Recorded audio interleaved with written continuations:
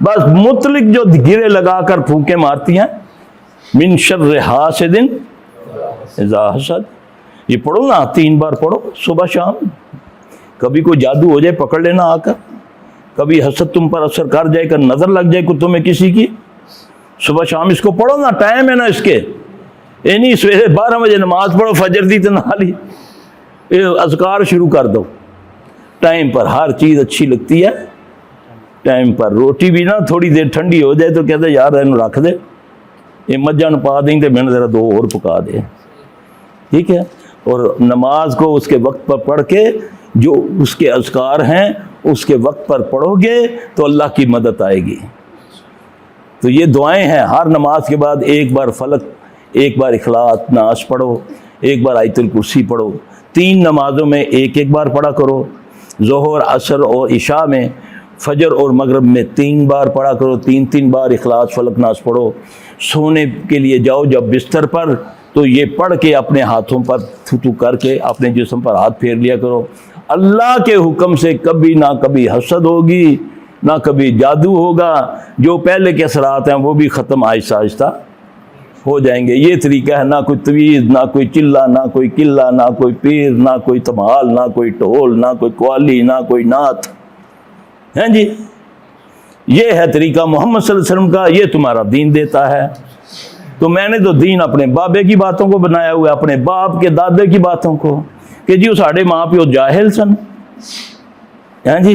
वो भाई अल्लाह का दीन ये कहता है कि फॉलो करो किसको? मोहम्मद सल्लल्लाहु अलैहि वसल्लम को। यही तो लड़ाई थी, यही तो लड़ाई थी ना कुफारे मक्का में। उन्होंने क्या कहा था? अबू तालब को भेजा कि अपने भतीजे को बोलो तेरी 2 बातें, तू 2 बातें हम नहीं मानेंगे, बाकी जो तू कहता है हम मानेंगे। एक ये कहना छोड़ दे ला इलाहा इल्लल्लाह, यानी कि सब इलाहों को ना छोड़ो, आके एक तरफ ना ला। दूसरा, जब ये जो तुम नमाज पढ़ते हो, बीच में गुलाम भी हैं, बीच में सरदार भी इकट्ठे पढ़े एक सफ में साथ साथ मिलकर, ये हमें मंजूर नहीं है। कैसी है? आज साढ़े भी इतनी इंज ही है। बाज़ अरब मुल्कों में मैंने देखा है कि वो जो काम करने वाले होते हैं वो बेचारे उस मस्जिद में नहीं आते, हाँ जी, क्योंकि वो सफाई करते हैं, पसीना आया होता है उनको, धूप में होते हैं, हाँ जी। अल्लाह अकबर कबीरा। यही वो कुफार चाहते थे। तो आपने फरमाया यही तो मैं करने आया हूँ कि सबको एक ही साथ में खड़े हो गए, मैं मुँह दो यार, ना कोई बंदा रहा ना। हम तो अल्लाह के नवाजे हुए हैं, अगर हम चाहें तो सब कुछ अल्लाह का नवाजा हमें दिया हुआ है। काश हम अल्लाह को रब मान लें। जब उसको मानेंगे तो फिर वो ततनज़्ज़लु अलैहिमुल मलाइकतु, वो फिर फरिश्तों से मदद करता है, फिर फरिश्ते नाज़िल करता है। अल्लाह मुझे आप सबको समझ अता फरमाए। बेटा क्या हाल है इसका? बेहतर अल्हम्दुलिल्लाह। ये अच्छा, इसको दवाइयाँ दो ना, साथ दवाइयाँ भी दो, है जी। हाँ, बस दवाइयाँ भी देते रहे। अल्लाह का शुक्र है कि ये बैठा हुआ है अल्हम्दुलिल्लाह। अब ये क्योंकि लागर बहुत है, इसको कोई खुराक भी दें, कोई दवाइयाँ लिखाएं। पहले इस पर कोई दवाई असर नहीं करती थी, तो अल्लाह के फजल से अब बाज़ औक़ात ऐसा होता है कि बाद लोग बेचारे आते हैं ना, उनको ये कहना पड़ता है जी देखें आप कह रहे हैं जी मैं 10 साल से घूम रहा हूँ, मेरी बीमारी का कोई पता नहीं चल रहा, डॉक्टर कोई कुछ कहता है, कोई कुछ कहता है, कोई कुछ कहता है।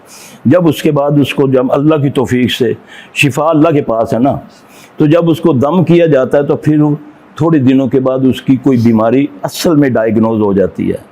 वो फिर हॉस्पिटल से उसका इलाज कराता है तो अल्लाह उसे शिफा दे देता है।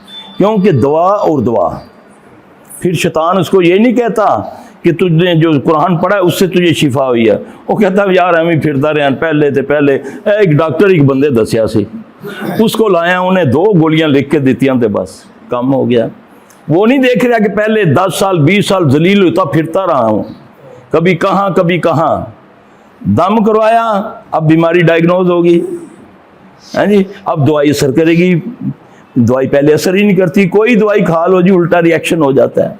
होता है ना, हमारे पास आते हैं ना लोग, तो हम कहते हैं भाईजान शैतान ने तुझे अल्लाह की तरफ तो आने ही नहीं देना। खैर में भी उसने बोला देख ऐਵੇਂ फिरते रहे हैं, ए भाई मिले, उन्हें कहा यार फलां डॉक्टर को चला जा, उसको गए, उन्हें पैसे भी इन्ने नहीं लेते, 200 रुपया फीस, 2 गोलियां उन्हें लिख के दित्तियां, जदों दियां खा दियां, فٹ ہو گیا بازو کا دیکھو ہے یہ نہیں پتا جی گیرا لگی سی اللہ نے کھولی ہے ہاں جلے تو فلک ناس پڑی ہے تو اللہ نے کھول دیتی سی ہوں جڑا جام ہویا ہے وہ دوائیاں سیٹ کر دیاں پئیاں پہلے دوائیاں بھی اثر نہیں کر دیاں سی یہ ساری چیزیں ہیں کیونکہ اس نے ہر حالت میں تمہیں اللہ سے دور کرنا ہے کہ یہ اللہ کی طرف نہ یہ نہ کہہ دے کہ دیکھو اللہ نے میں انکار دیتا وہ اسباب کی طرف لے کر جائے گا اس نے قسم جو کھائی ہے اللہ کی قسم کھائی ہے کہ اللہ میں تیرے بندوں کو اپنے ساتھ دوزخ میں لے کر جاؤں گا تو اللہ فرماتے ہیں میرے بندوں پر تیرا زور نہیں چلے گا کاش ہم اللہ کے بندے بن جائیں پھر اس کا زور ہم پر نہیں چلے گا انہ لیس لہ سلطان علی الذین آمنوا وعلی ربہم یتوکلون اللہ کہتا ہے ان کا زور اس پر نہیں چلتا ان پر نہیں چلتا جو اللہ پر توکل کرتے ہیں اور اللہ پر ایمان لاتے ہیں انما یتولون والذین هم به مشرکون اس کا زور تو ان پر چلتا ہے جو اس کو اپنا دوست مانتے ہیں اور شیطان کا سب سے بڑا جو دوست ہے وہ جھوٹ بولنے والا دنیا کا سب سے بڑا جو شیطان کا دوست ہے وہ جھوٹ بولنے والا ہے کیونکہ جھوٹ ایک ایسی لعنت ہے جس پر اللہ خود لعنت کرتا ہے ایک صحابی عیب ساری دنیا کے اس کے اندر لیکن اللہ نے نبی کی محبت اس کے دل میں ڈالی ہوئی آ کر کے عرض کرتا ہے یا رسول اللہ صلی اللہ علیہ وسلم مجھ کو کوئی ایک نصیحت کر دو کہ مجھ سے یہ برائیاں دور ہو جائیں یعنی کہ میں یہ سب کچھ کرتا ہوں آپ نے فرمایا اچھا تجھے اور میں کچھ نہیں کہتا صرف جھوٹ نہ بولا کر اچھا اب محبت بھی تھی نبی کی آنا بھی روزانہ مجلس میں تھا نبی کا دیدار بھی کرنا صلی اللہ علیہ وسلم تو اب دل میں آتا ہے کہ یار اگر نبی صلی اللہ علیہ وسلم نے پوچھ لیا آج تو نے کیا کیا تو اگر میں نے کوئی زنا کیا ہوا چوری کی ہوئی ڈاکہ ڈالا ہوا کسی کا مال کھایا ہوا کسی کی بہن بیٹی کو چھیڑا ہوا تو میں نے وعدہ کیا تھا کہ میں جھوٹ نہیں بولوں گا تو میں پھر اگر بول دیا آپ نے مجھ سے پوچھ لیا اور میں نے کہا ہاں آج میں نے یہ کیا ہے تو بڑی ندامت کی بات ہے نا اللہ نے اس کے سارے عیب بھی چھڑا دیے آج اسٹیجوں پر بڑے بڑے اسٹیج ایڈے بڑے جھوٹ بولے جا رہے ہیں صرف اپنی ذاتوں کے لیے اللہ مجھے آپ کو ہماری یہ زبان جو ہے جھوٹ سے پاک کر دے اللہ ہمارے عمل کو ریا سے پاک کر دے اللہ ہمارے دلوں کو نفاق سے پاک کر دے